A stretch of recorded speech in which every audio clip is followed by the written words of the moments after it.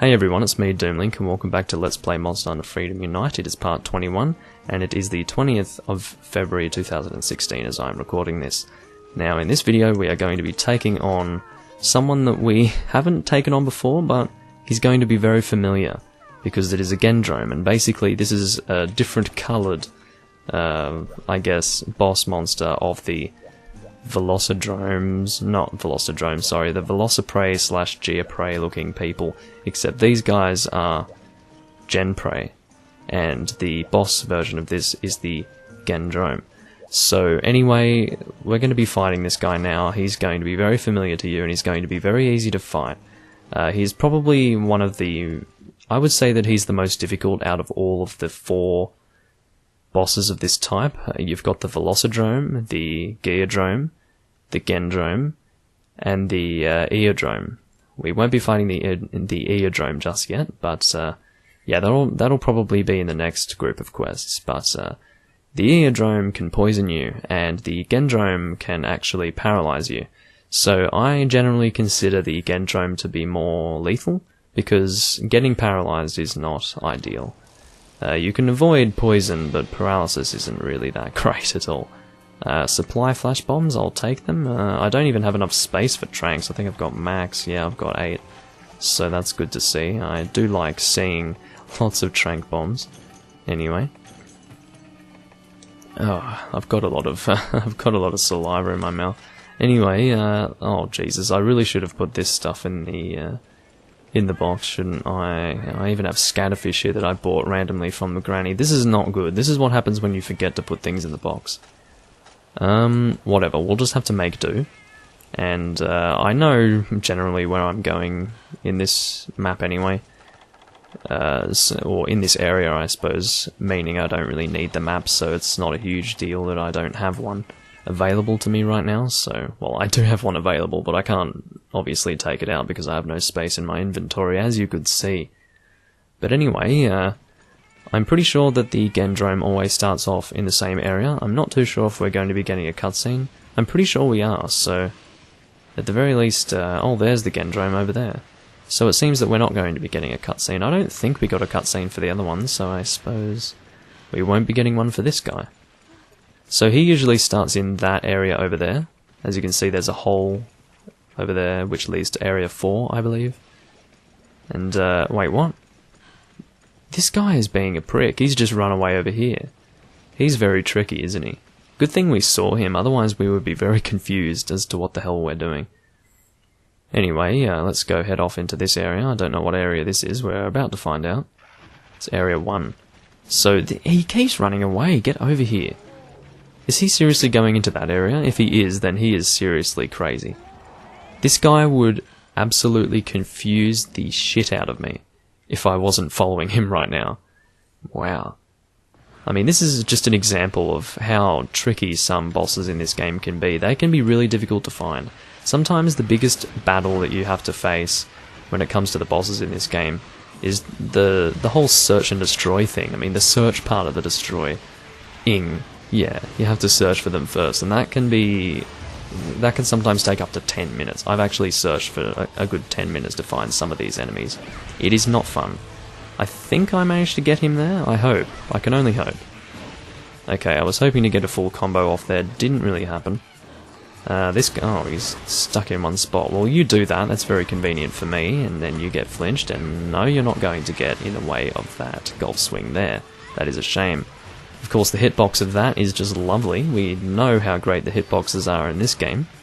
It's no secret how great they are, of course. Just lovely. I mean, look at that. His front tooth hits me and I go flying, which is very realistic, of course. I'm just trying to heal myself and he's just annihilating me here, and if he paralyzes me, it's going to be 10 times worse. I'm pretty sure that he can just jump on us and randomly paralyze us at some point, so yeah. It's not a particular attack, it's more like, you know, a random chance that one of those attacks is going to paralyze us. Actually, no, I think it's his fangs that paralyze us, so we don't want him to bite us because that will be bad, okay.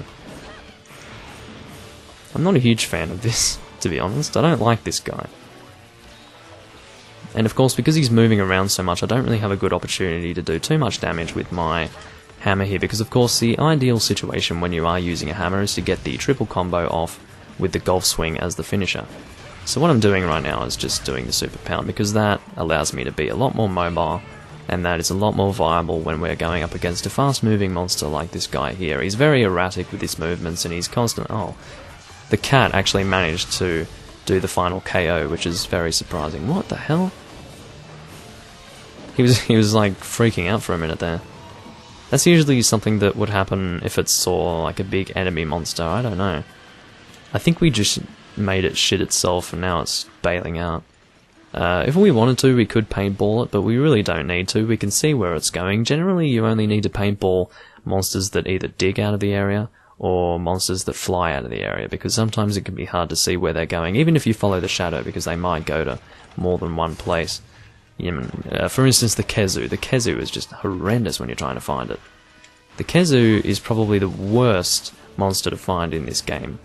It's just, it decides to fly randomly all over the place just to trick you. It's really quite terrible. I think half the reason is because it's blind, so it can't even see where it's flying. It's like, oh, where am I going? But, yeah, anyway. That's the Gendrome, everyone. Took a reasonable amount of time, actually. I think half the problem there was I was spending, like, a good portion of that time trying to heal myself. So there's one paralysis sack there, which is going to be useful to us for creating the Dark Lance, and that was a second paralysis sack, so now we don't need any more paralysis sacks for the Dark Lance. Now, literally the only thing we need to upgrade the Dark Lance is one Vespoid Abdomen. Now, I don't know when I'm going to try and get that Vespoid Abdomen from that Vespoid quest, but it's definitely going to happen before I get to high rank. Because, I'm being honest, it will take a lot of quests for me to get to high rank in this Let's Play. I have explained it before, and I'll explain it again here briefly. Briefly and previously do not mean the same thing, Doomlink. Thank you very much for being able to work that out. I'm thanking myself for my own intelligence. Anyway, yeah, so I'll explain it again. I plan to do all of the village quests, all of which are, of course, low rank. I'm talking about the Elder, not the cat. But yeah, I'm going to do all of those quests, then I'm going to go to the guild, and then I'm going to do all of the low rank guild quests, and then I will move to the high rank guild quests.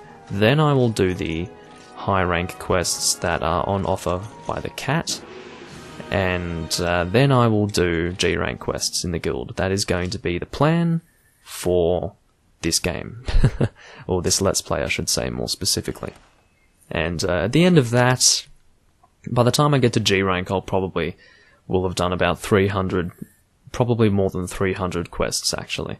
So yeah, that's going to be a lot of parts in this Let's Play by the time I get to G rank, and honestly by the time I get to G rank I think I should have a pretty damn solid character, because obviously doing 300 quests is going to get me a lot of items, and it's going to allow me to I don't know, make a lot of items, a lot of weapons I should say more specifically there.